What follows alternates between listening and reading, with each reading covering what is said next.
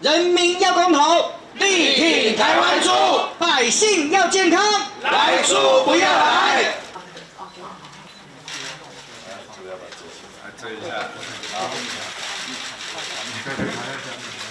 所以今天来到中选会，我们除了送案，我也要呼吁中选会不要卡案，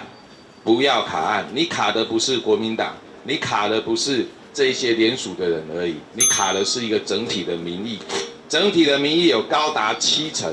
是反对瘦肉精猪肉进口的，啊，那整体的民意是超过70%担心这样子的做法会爆发食安危机的，所以中选会，请你依法公正审核这一个程序，完成审核的程序，不要参与任何的政治思考，甚至拿意识形态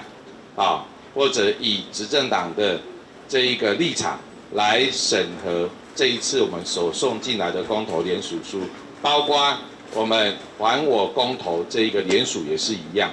我们今天在这边除了表达民意，也必须告诉民进党，当你的执政失职的时候，当间接的这个民意啊，间接的民意代表，或者是我们讲间接民主失能的时候，公投就是直接民主、直接民权的展现。我们让这一些重要的议题，包括瘦肉精的议题，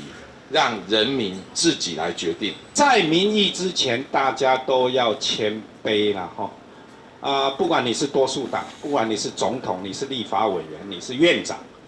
那面对民意的时候，大家都应该要谦卑。那最能展现民意，就是透过公投，展现最大的民意的力量。我们希望大家的力量集合起来，可以把这个大家都反对的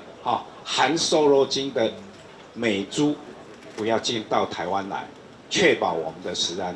很不好意思啊，我要先来吐槽我们江启臣主席哈。主席刚一开始就讲，我们今天把人民的愤怒、人民的意见，把我们的还我公投跟食安公投送到中选会。主席第一件事就希望中选会不要卡案。主席，你太傻太天真，好，中选会不卡案，怎么对蔡英文交代呢？所以呢，但是中选会有没有胆量卡案？他看的不是国民党，看的是全台湾人民。我们人民的愤怒站在后面，我们就盯着中选会，看你敢不敢卡案。郑昌说你们都不敢让他上质询台，你跟他辩论他不道歉啊！上礼拜6的时候，我们让他上质询台了，可是他的态度蛮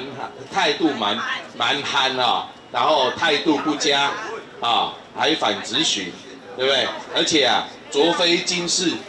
至今不道歉，所以昨天不让他上台，都要后年了。